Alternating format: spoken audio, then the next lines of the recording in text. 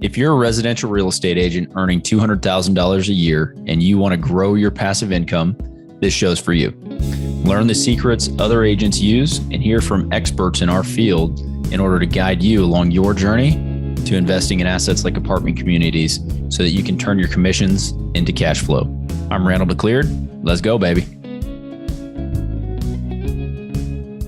All right, welcome back to another episode. I'm Randall McCleard, excited to have you here today. I have an awesome guest on today. Her name is Victoria Rong Kennedy, and she is the founder of the VRK group within the Corcoran group, and she operates in the Manhattan and New York markets.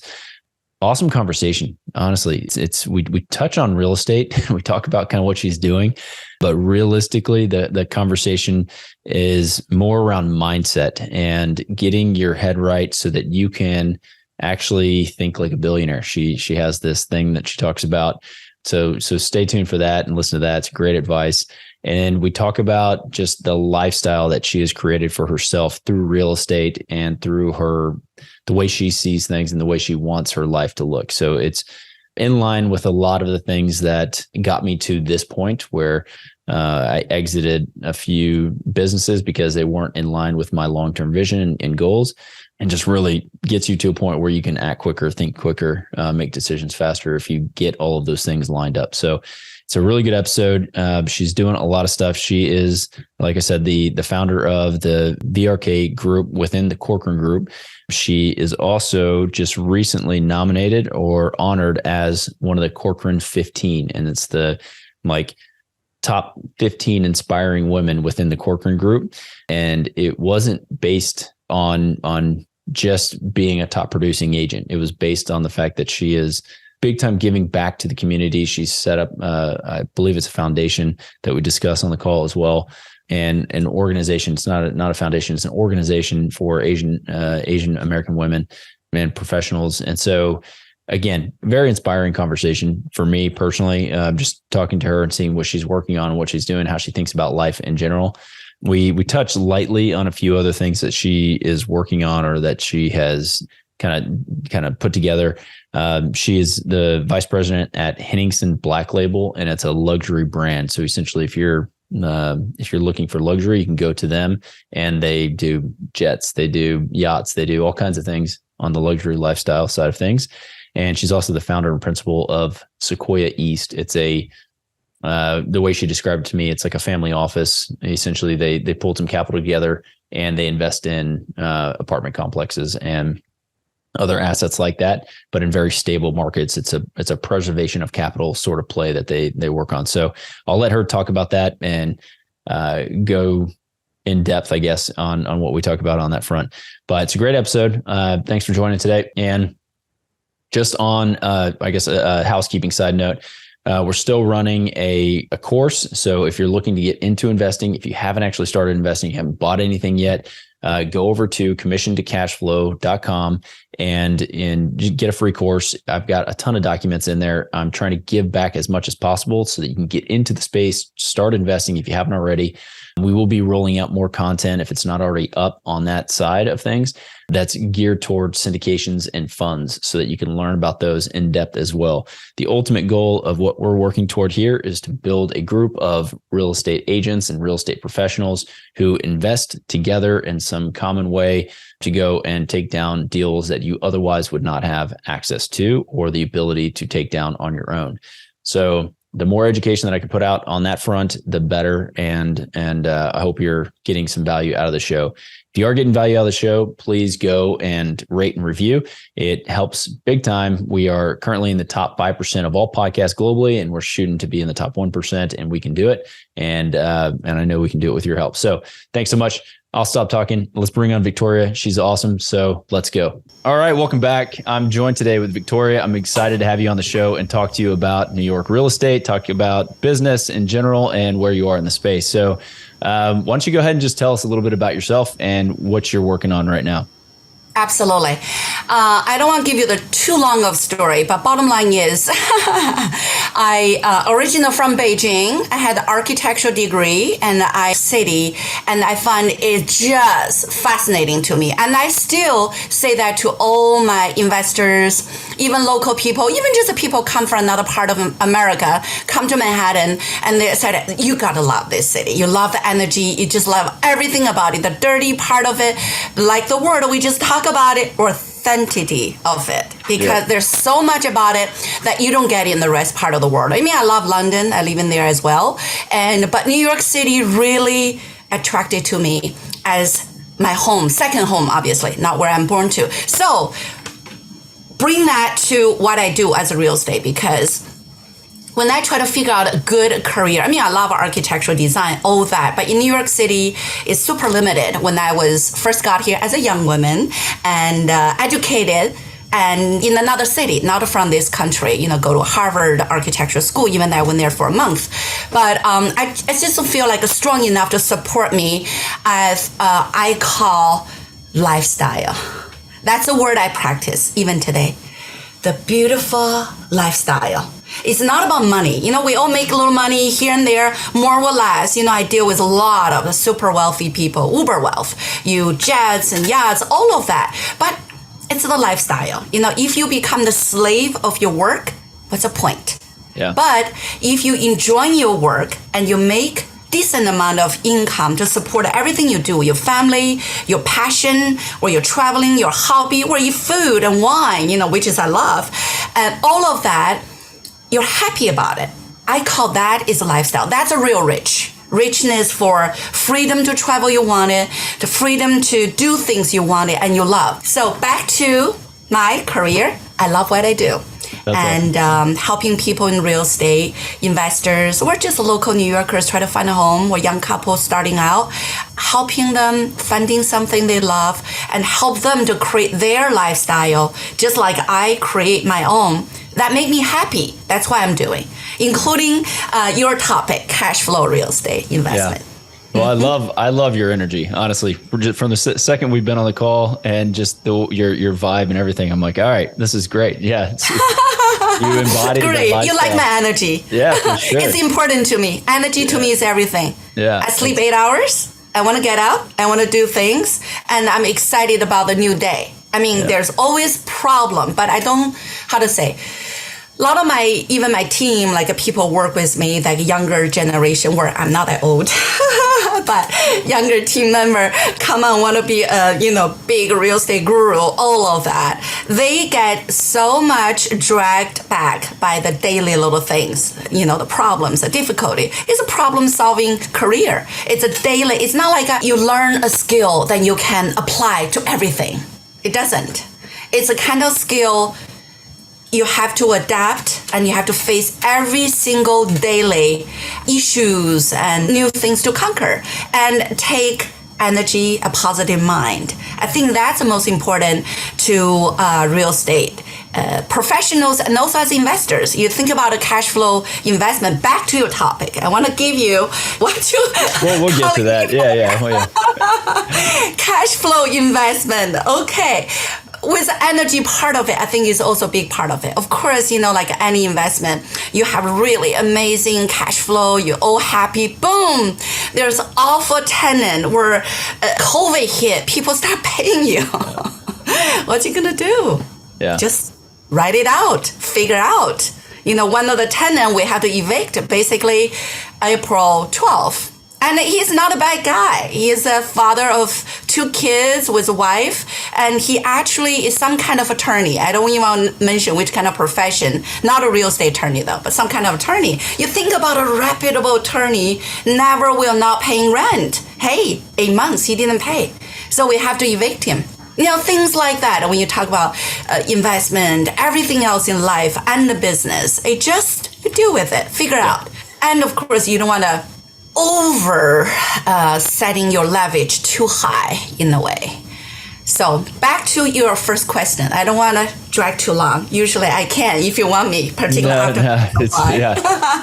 But I'm saying is I enjoy what I do. So I focus on luxury real estate, as you can see in my background. A lot of billionaire row buildings, super high competing. And then actually my photo is reversed. So on the left-hand side, on this side, that's a Fifth Avenue, old co-op. I deal with them as well. It's difficult to get in, difficult to get out. But when you do have a local New Yorker, we love those. And on the right-hand side, which you'll see, my finger right here, that's a Lincoln Center, which is a lot of art, music, international, and obviously the newest right there, that's the after 9/11 Time Warner building. All of that, I think that's set to New York City. I deal with a lot of luxury property and investors who are just looking for cash flow returns. And for New York City cash flow, I will follow your lead because it's a little bit different from many other part of the country. Yeah, I want to. I will leave it to the next question. Yeah, we'll dig into that in a second. I really want to dig into the, I guess, nuts and bolts of what you focus on day in and day out for your business and your team. So you're with the Corcoran Group, is that correct? Correct. Okay, so like I've seen Barbara talk. I'm not sure how involved she is in the daily operations of the business. Am I speaking out of turn? Like this is her group, right? Like you're with yes, that's her original funded company. Yeah. But then she sold the companies. She moved on to the next level of her life. But the brand is a really sounding brand. Yeah. And the last few years, we've been, as you probably saw in the internet, that we did a lot of expansions throughout the country. Also, out of the country, we had a joint operation in London. Now we just have a new office in Italy. So they're really expanding the brand throughout the world, I would say. Yeah, awesome. So working with that group, you're a team lead? Are you a broker within the group, or are you? Correct. Okay, I'm associate broker. How long have you been in that role, and what does your team look like right now?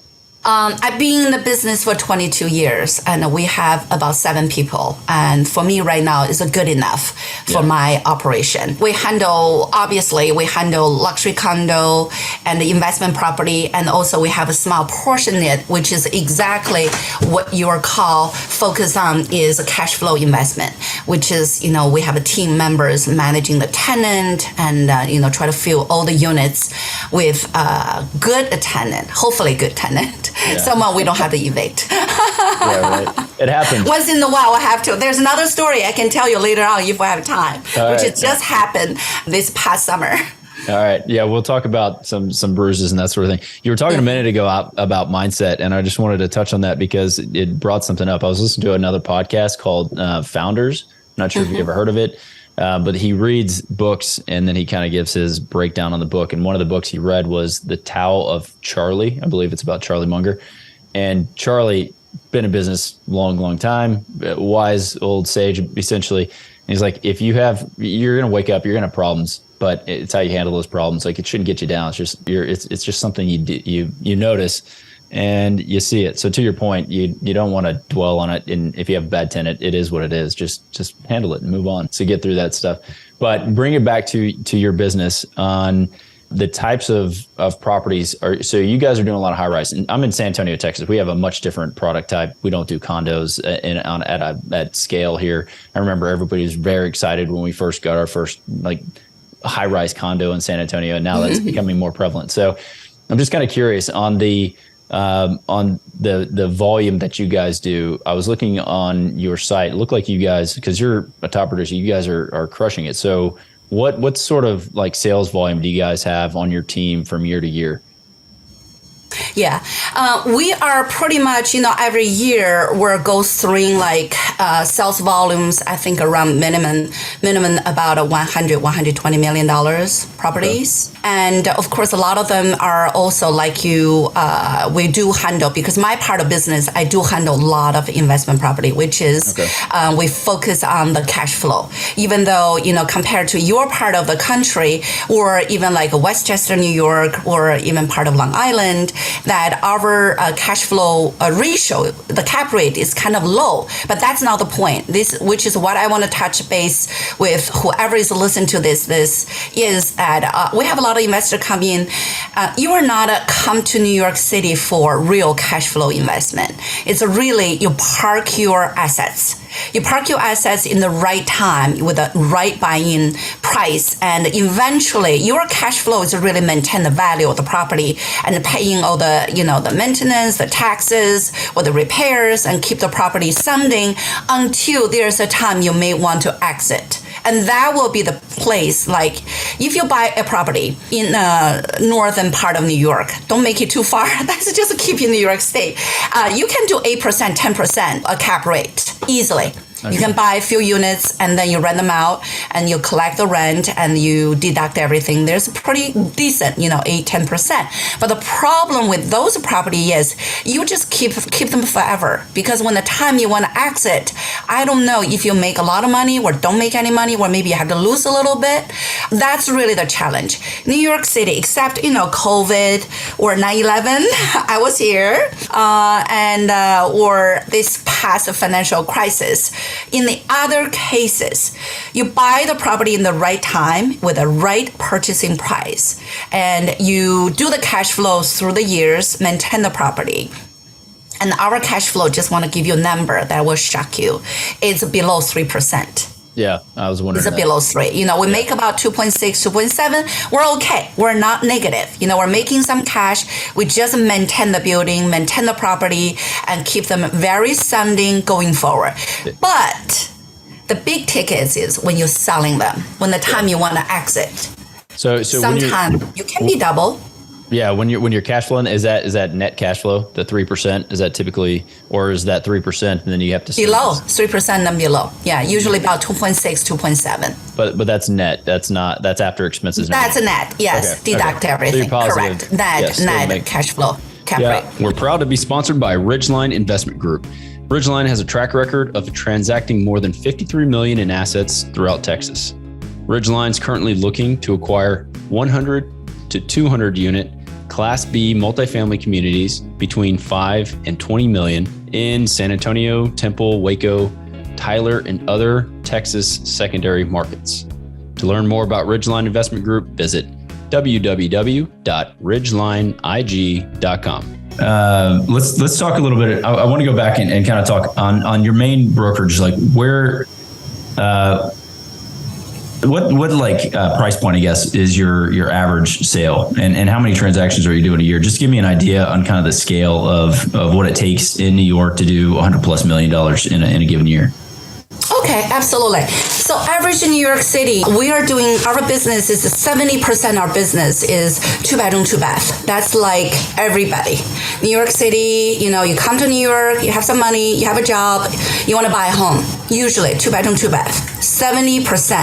The average price, I don't want to use this couple years, but right before COVID, 2018, it's not my number. This is a number published data, whatever, who is in that research category. The data shows 2018, the 2-bedroom, 2-bath average in New York City is 1.82 million. And 2019 dropped a little bit because, the elections, all of that, right before COVID, is 1.78 million. So that's the average sales we're doing daily, just daily. Everybody come in, you buy something, about that range. Under 2 million, or a little over 2 million if you have a little extra, like 2.2, 2.3. Other than that, you call a little bit upper class. You do a 3 million, 5 million, or 10 million above, or 12 million above. Those we consider, at least bonus. We call bonus purchase. Now, if once in a while you're hitting on a trophy property behind me, you can do something about 20-something million, 35-something million. That's all possible, but that doesn't happen daily. You don't get a client daily like that. Once in a while, you get one. For instance, I'm going to listing another beautiful, beautiful townhouses at 11:30. We're going to do some photo shoot. That's a person bought a townhouse, is a few units, and renovated nearby Lincoln Center. And complete renovation, taking 7 years just because COVID, material delay. Now is like, I would say the perfect example for that style will be like Guggenheim Museum. Old modern. Outside it's just nothing. Like, a little bit like the color of your background is like a red brownstone, typical brownstone, Upper West Side, close by Lincoln Center. But when you open the door, interior is like a Guggenheim Museum. It's old, modern, contemporary, beautiful. We're going to list it like 26 million. So something like that. But that's not every day. We don't do that every day. Yeah. 2 million, 3 million daily. Yes.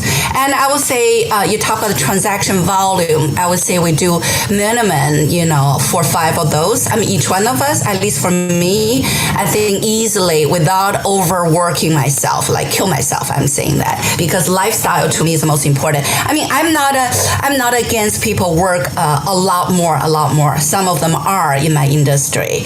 They could be working 16, 18, 20 hours a day, but I don't do that. I also have children. So I do balance my life with as you said, you invited many women, but maybe only me engaging. But I think a lot of them also have the same issue. You as a woman, if you are in the life stage or not single and party anymore, you do marry, have kids, you have to sort of like in your planner, there's things for family time. So that's what I do. So bottom line, answer your question, yes. Yeah, I feel 2, 3 a deal a month and I'm okay. My teams handle the rest or whoever I give a lot of referral away. Like a lot of things I just don't have time to do as we all do. You have to delegate those to either team members or I have a partners in Westchester, Long Island, and New Jersey, Connecticut, and even Brooklyn and Queens, because those are not just my team members, it's just people I trust that I need them to work a deal for me for my client. So things like that, yeah, I think that will be make a very good productive year, not overly worked. Yeah. Because sure everything needs time. Mm-hmm. For sure, and I'm sure your clients that you're servicing appreciate that as well. They're not just a number. They're somebody that you focus on and pay attention to because you're not just churning deal after deal after deal. Yes. Yeah. So, okay. So it's interesting because I get to interview so many different people for this podcast, and it's I love having the conversations. And like the other day I was interviewing a 22-year-old guy, and he is a top producer, and he's killing it in his own right, but his challenges are completely different than either well-established or somebody doing 100+ million with their team. And so I'm kind of curious, when you get to that volume, you've already talked about work-life balance where you really, your lifestyle, I prefer lifestyle. The way you phrase it is much better than just work-life balance. Mm-hmm. But the lifestyle you want. But when you get to that volume and you're doing that many transactions, how do you manage that, or what specific challenges might you be facing that somebody doing lower volume may not be faced with? Very, very good question. To answer that question, I would say it's really about time management. You used to say time is money. I think time is a freedom. Everything I wanted is about time. Like if I can handle a situation within 5 minutes, I wouldn't spend an hour doing on it. I just say, oh my God, what I do. Of course, I think decision-making process, that's also take years of training.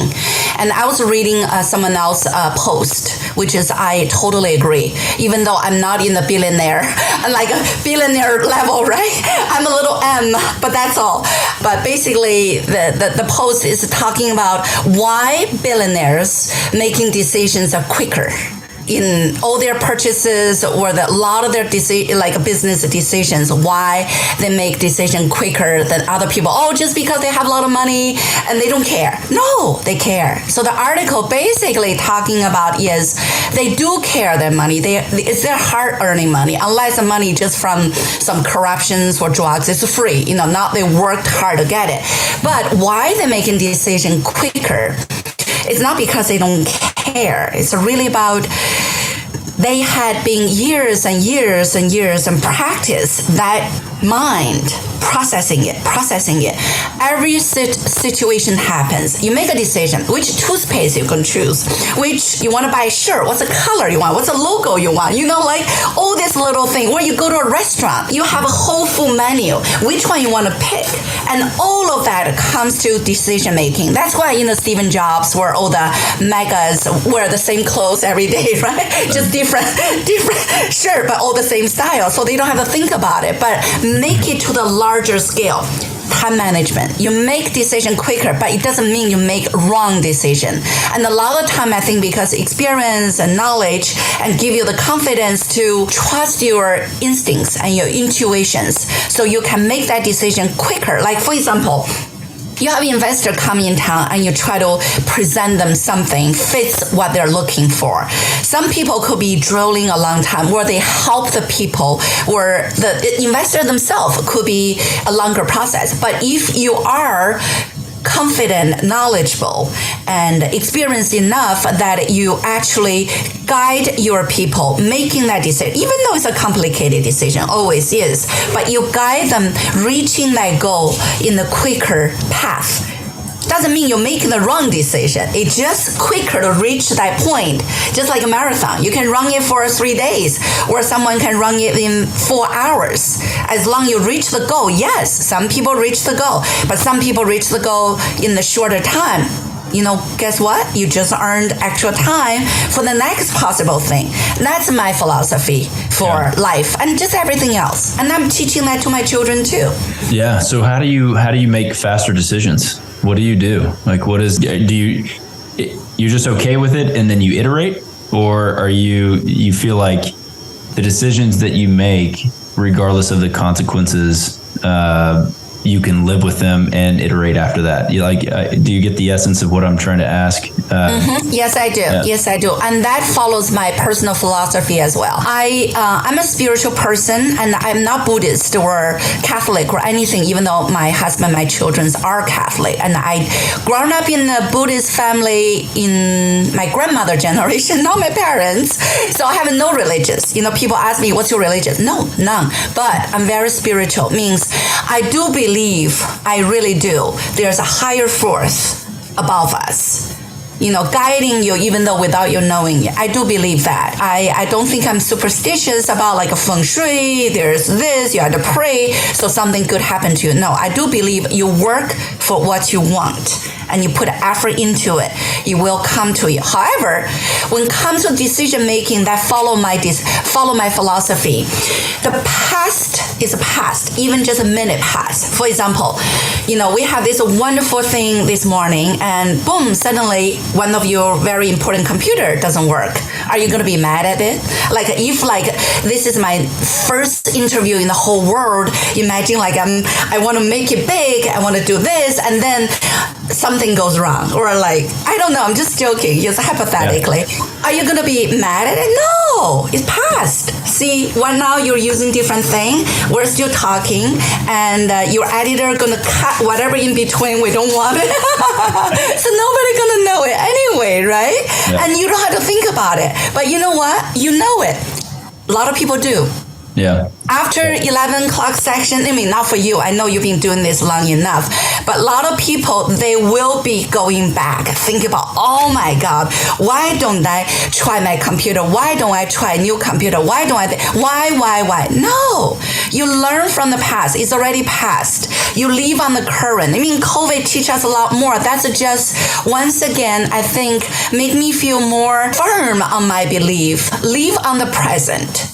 Like now, today, like right now, I'm spending this hour with you. I'm not worried about anything. I know I have a lot of meetings after this, important things, or right before this, I have things. But when I sit on this computer at 10, I'm yours. I focus on you. I want to give you my energy. I think that will help me making the decision when I'm with my client or when I'm dealing with a deal or in the middle of deciding what to do, what not to do. That helped me, almost like I would say a tunnel vision. Yeah. Yes, this hour, this present moment, I have my tunnel vision. I focus on it. That helped me make that decision. You know what? Most of the times, that's the best decision I made. I love that. When I'm try to back and forth, rethinking about it, like my little head on the back side of my head, and oh no, that's not right. Oh, maybe that's right. Then you actually messed up your right decision. Yeah. And that's a given gift we all had, which is your instincts. Instinct is not just, randomly choose something. I'm not making decision just being naive or anything, but it's a part of your instincts, intuitions that come from your experience, your knowledge, the thing you learned, you lived. That's why they come to you. That's why they will say, that's the right decision. Okay, go for it. Yeah. So. if you're listening, that was fantastic advice on multiple levels. So one is the be present. I love that. Oftentimes when you're having a conversation, you're talking to somebody and you can tell they like drift off, or they look over your shoulder, or they're not present. They're not giving you their full attention. And it's you can just tell and pick up on that. So I love that. And then also what I took out of that is that knowing essentially your core values, or knowing, what drives you, it helps you get to that decision very quickly, make that decision quickly, because it's in line with your long-term vision or your core values. So knowing that, if you haven't done the work to figure out that whatever your core values are, and coming to terms with them and being excited about them, like again, for you, just talking to you, your energy and having this conversation, I can tell that you've done the work. You're like, this is the lifestyle I want. I love it. It's like, so again, if you're listening, do the work, figure out what your core values are. You'll be able to make those decisions quickly. You'll have more time because of it. And you'll be living like a billionaire. So that's great advice. I love that. Yes. Yeah. What's luxury? That's my new thing for, like a lot of the topics we're talking about, because right now I was just being, engaged by a company in Spain. They literally follow me through just like you find me randomly. I believe there's energy why you towards me at the time inviting me, right? I'm sure there's a reason for that. And I clicked, I responded to you because I feel something there too. Not just because random guy inviting me for a podcast every day. I don't have time for this, right? But there's energy. I feel good about you, how I made that decision. Just answer your question. It's my intuitive decision I made. I think it's valuable to the people you are, engage yourself. And I think, to me, I practice giving back. That's a part of the energy. You give back to society because you don't want just gain. You're also giving back. So I don't want to brag, but last month I was voted the top 15 women of Cochrane entire organization. Not because of the money I made, nothing about the real estate, because my charity effort. That's what I heard. Charity effort is not just money. It's not like I'm giving money here. No. I'm not that wealthy. I created, I support, because I'm Chinese, I support Museum of Chinese America, which is all the Chinese Americans in America. It's a non-for-profit, and I support them. And then I also created Mulan Club, which is Asian professional women like myself. You have a career, you're working, but it's Asian, because I want to focus on group, because Asian women usually are quiet. We don't speak out a lot of things. So I encouraging those professional women. Yes, the focus on your career is great. Focus on family is great. You make a lot of money, successful in your field is great, but you need to support each other and you need to speak out. And then if we together, we're stronger, we can really targeting on issues for Asian women, or maybe eventually women. I'm not a Me Too movement, just so you know. I love men. I don't against men. Oh, that's great. I believe the world need both Adam and Eve. You can be one party. That's funny. That's great. Doesn't work. No, I saw that, and congrats on that. That was a great achievement for you. And I started looking into what was it called, the Mulan Club. Yes, Mulan Club. I'm the founder, and I was sitting on the board for 5 years. Now I have a transition to giving the board seat to younger members, so they can take over the activity. Yes, so we had recruit lots of younger professional, and they're from all over the field. Every field: finance, movies, fashions, teachers, professors, and doctors. Just all kinds of field. But I'm gonna put that in the show notes, because I have a friend of mine. She runs an awesome company here in San Antonio, and they do government contracting, and I'm sure she would be interested. So anybody else listening, check it out in the show notes and click through and get involved. Well, sorry, did I cut you off? No, not at all. Not at all. Okay. Mm-hmm. I want to ask you a couple things. We got some time here. So what is Sequoia East? Curious about that. I saw that and want to know how that ties into what you're working on. Sequoia East is really just my real estate investment. It's a part of the branch I started 2006 because of investment property, which is exactly sort of in the line with what you are looking for today in the podcast. That's just a real estate investment fund, and I had it part of my own money, my family money, and some of my investor money. So that's really where I do all the investment, and that's very private. Yeah, nothing about public. It's my personal fund. Got it. So you pulled it's friends and family money.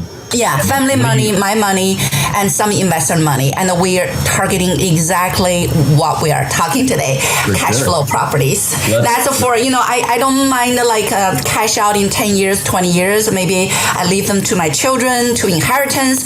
Or if I'm super wealthy, I know I'm not, I would donate 90% to charities. I choose. And I give 10% to my children or something, I don't know.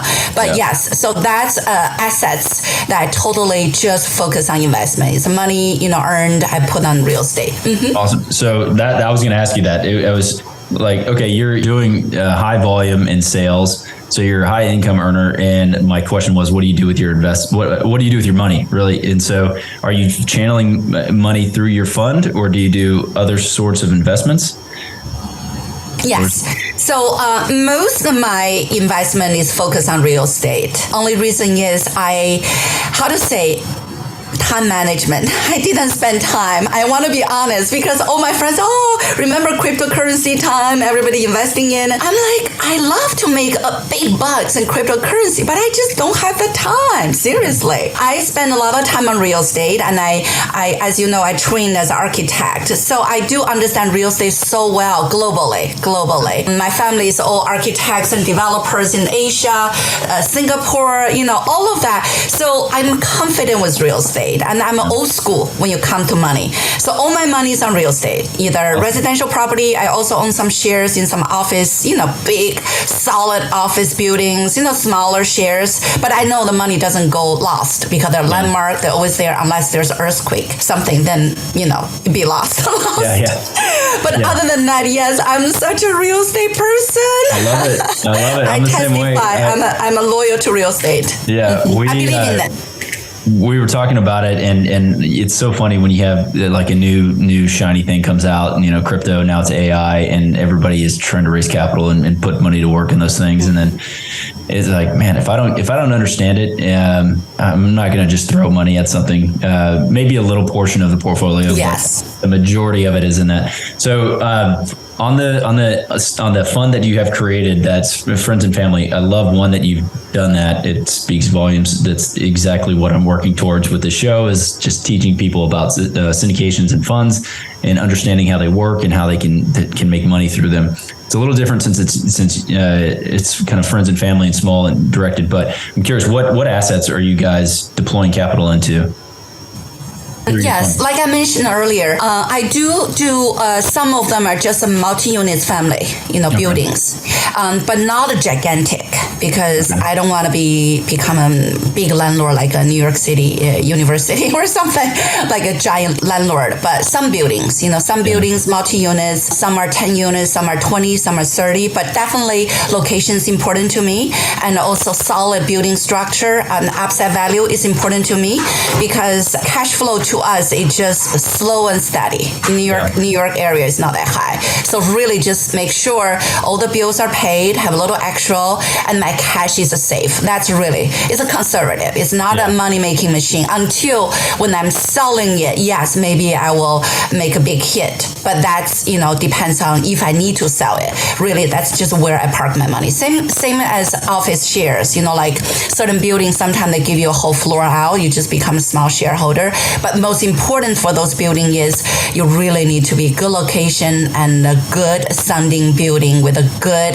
other shareholders that good or bad, your money is safe. I would say safe. I use that word because I'm not using this to make me get rich quick. It's not that. Yeah, it's a preservation of capital, long-term placement, and correct. Like wealth building over generations is what it sounds like. It's the strategy.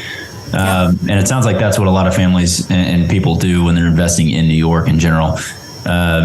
if that you're getting the coupon basically, and you're investing in primo locations so that your capital is safe. So I wanted to ask you as well. I know we're getting to the top of the hour with my computer issues, but let's see if you can jump and tell me about Henningsen Black Level. Did I say that right? Oh, yes, Henderson, Black Level. That's a very good question. What's that about? That's the one I touched a little bit. Yes. Okay. It was a very exciting opportunity. The gentleman, which is the founder for the company, reached out to me, and solely by my reputation, what I do, my belief, which is, I think, luxury lifestyle. Oh, that's the one I want to say, but we missed it. I'll just quickly touch it. Luxury lifestyle. What's a luxury lifestyle? Luxury is money. I buy yacht, I buy jets, I buy this, I buy Tiffany, I wear Chanel, which is I do, but that's not luxury. Luxury is not a material. Luxury is what we talk about this whole hour almost. It's what you feel. All the things internally and externally. Internally means, do you live well? Are you happy what you do? Are you happy about your family? Are you happy about your workplace? Are you happy about just your surroundings? Like all of it, the city you live in. And all of that give you the happiness. That's luxury. That luxury including the material. Of course, vacation, you love a yacht, you go sailing, you take private jets, you shopping in Paris. All of that is part of that luxury. But most important, all that material does not backfeed your luxury. It's your luxury within, and what you're sourcing as a luxury reach out to create this luxury environment. So that's my philosophy. Actually, more and more when I'm aging, with my career, with my knowing about the world, understanding about people, that's my goal of my life. I practice that. So there's a gentleman from Spain, and his company, this HBL, is built based on that. Luxury, everything about luxury. Luxury, you can be interior design, luxury living, and metaverse, which is, the AI, all involved, but anything about luxury. So he reached out to me. I'm sure, just like you reach out to me, he felt we have that mutual energy connection. So we had conversations, reviewed the legal documents, all of that. I feel great. And then I consulted with my Corcoran group, see if we can tap into both. This is just cover the luxury living portion of it. Oh, that's fine. So then they really feel that I'm more fitted instead of just a partner. They actually thinking I can be the VP for New York region, which is I took on it because I guess my ability, also my philosophy, and I can really be one of their important source out in New York. So it's a global company, and they're based in Spain. And right now they have a Miami, New York.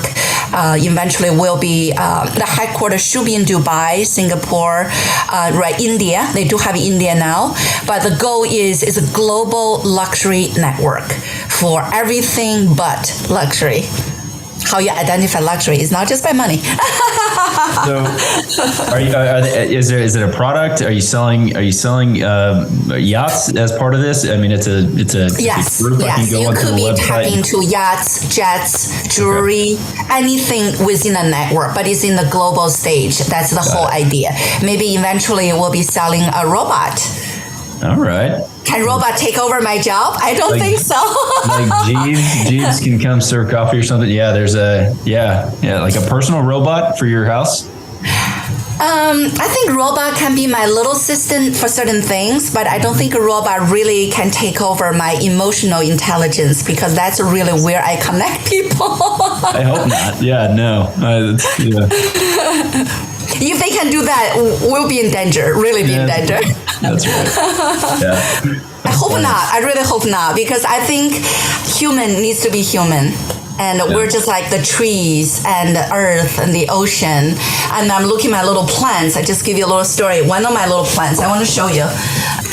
Oh, can you see? Yeah, I see. You can see a little bit. See here. One of my little plants, what happened is I was traveling.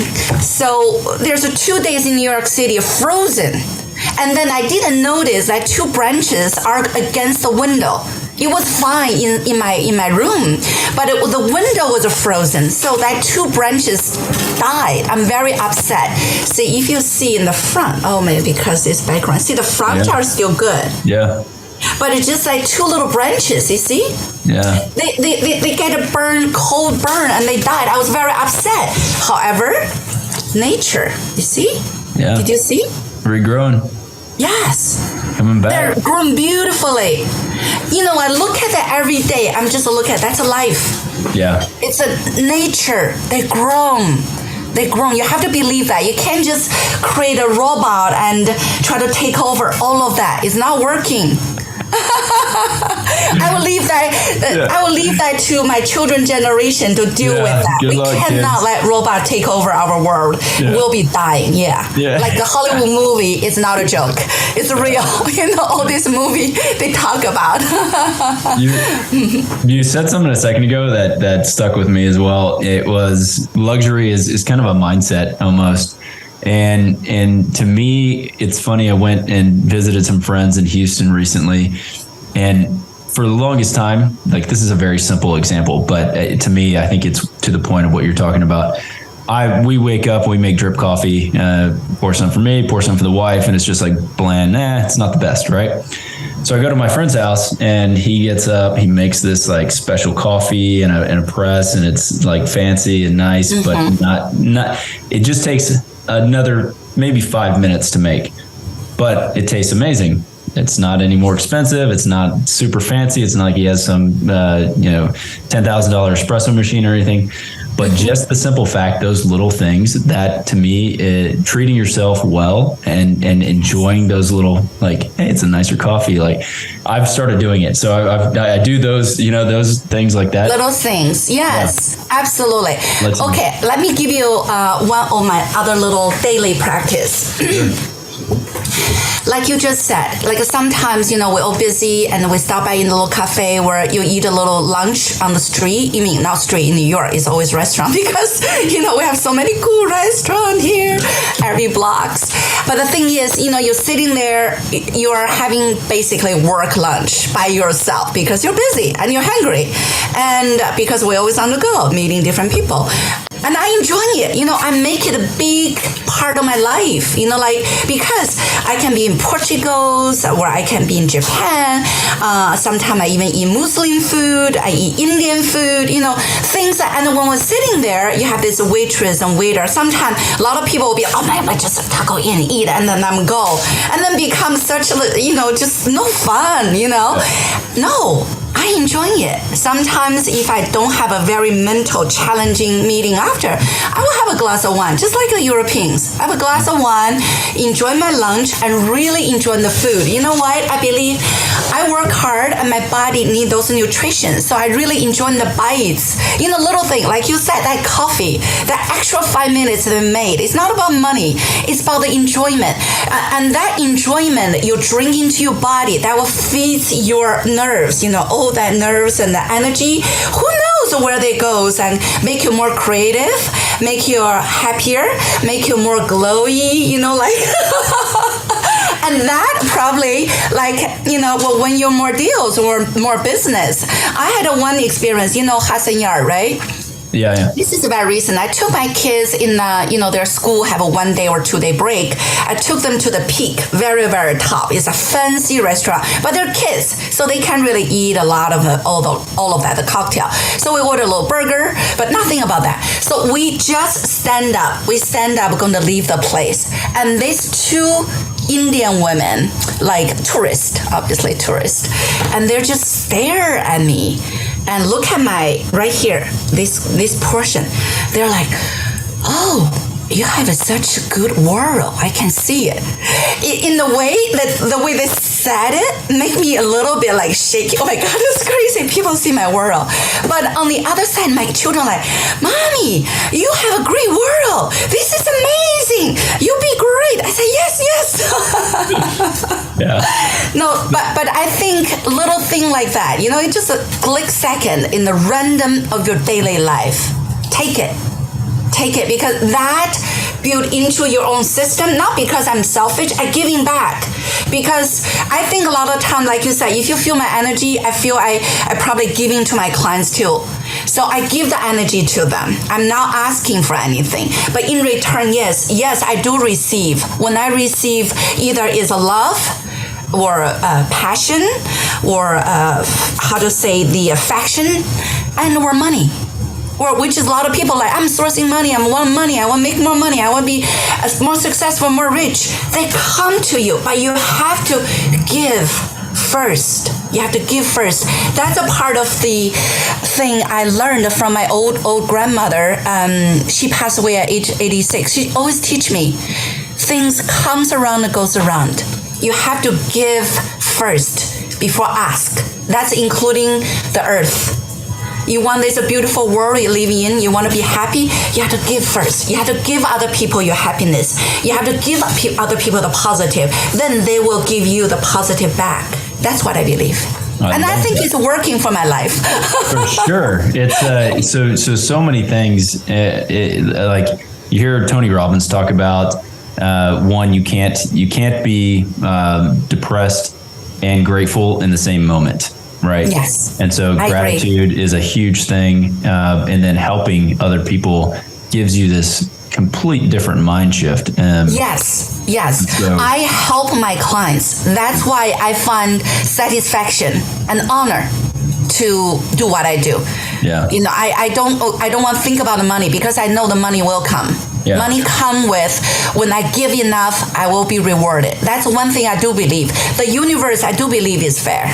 I do believe it's fair. Just like my little plant. Yeah. I mean to come back. You come back. Because I was upset. I didn't know that the frozen glass could kill my plant. That's crazy.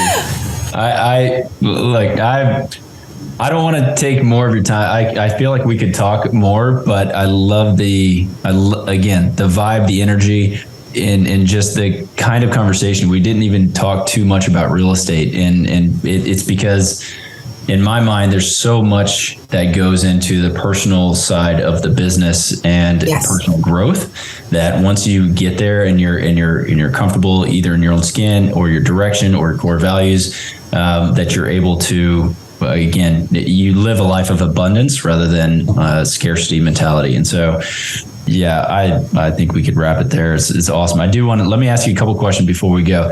What's your favorite pastime not related to work? My favorite client? Pastime. Like, what do you? Pastime I like to work. Okay. Yeah. Guilty charged. I just started a new passion. All right, let's hear it. Singing. All right. I'm a recording artist. Are you? I already have 3 songs out. I'm working on song number 4. It's just for fun. Yeah. Okay. I love it. And learn, help your vocal, your spirit, and exercising. And I feel great and use my creative ideas. I write the music. I hire someone, of course, but I hum it. I come the idea. Just a creative process. Make me fun. And relax me. And I love to sing. I always do. I sing karaoke, but now I try to learn professional way instead of just now I try to learn the proper way. That's awesome. Yes. Do you have any? Are you putting them out? Are you going to put them on Spotify or anything?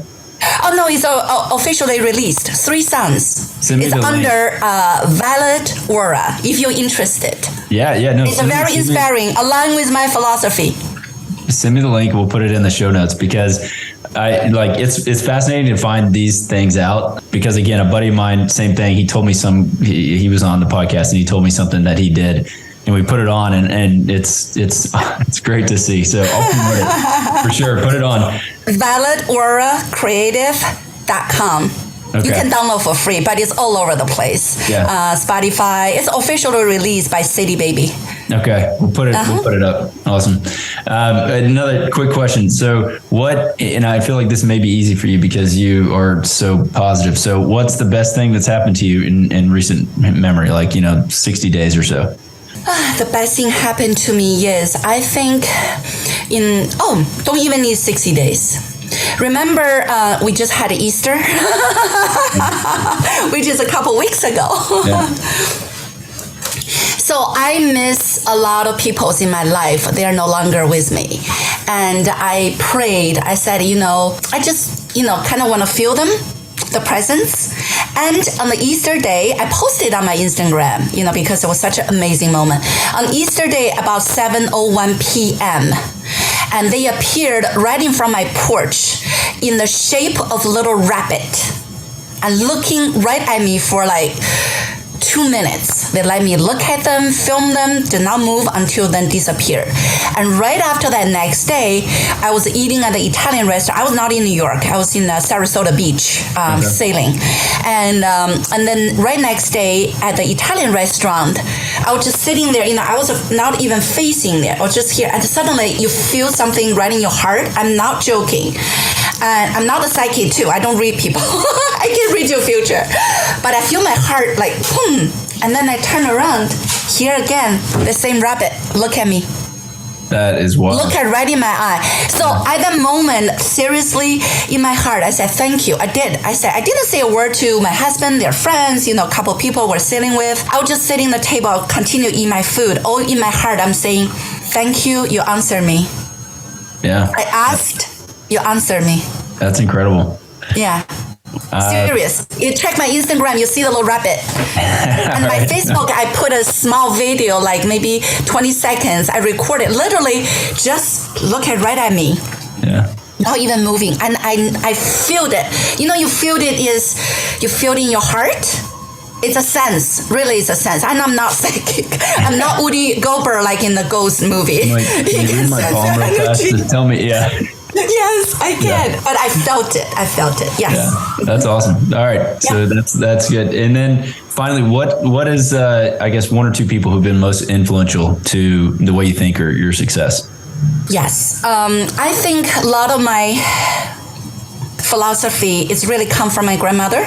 The one teach me you have to give first before you ask for things, which is I practiced through all my life. I had a beautiful life, traveled through 20-something countries when I was 20-something years old. I think that's kind of a great experience I learned about the world, my perspective, but a lot of them I have to thank to my very old grandmother. I spent years and years with her until I was 12 years old. And then after that, I have to say that a lot of the Asian philosopher, Tao Te Ching, Lao Tzu. I know they're Asian, they're old, but they're all back to the human basics. Yeah. The primal, you call primal energy, primal intelligence. They are truthful and they work. Yeah. Awesome. Victoria Rong Kennedy. Awesome. I really appreciate you jumping on and sharing your knowledge, your energy, really. I mean, like the energy and the vibe and just your thoughts around how we can all be better. I think just that's really what it feels like yes. Be better humans. Thank you. Thank you. I'm honored too. Yeah, thanks. We'll put all your contact info in the show notes. So if anybody wants to reach out to you, talk about New York real estate, by all means, jump on, take a look, and reach out to Victoria directly. So thanks so much, and catch you guys on the next episode. Did you know that 80% of the agents we speak with got into real estate in order to gain passive income so they could obtain financial freedom and become work optional? If you want to stay up to date, the best way is to make sure you're subscribed. So if you haven't done that, go ahead and do it now. We'll catch you on the next episode.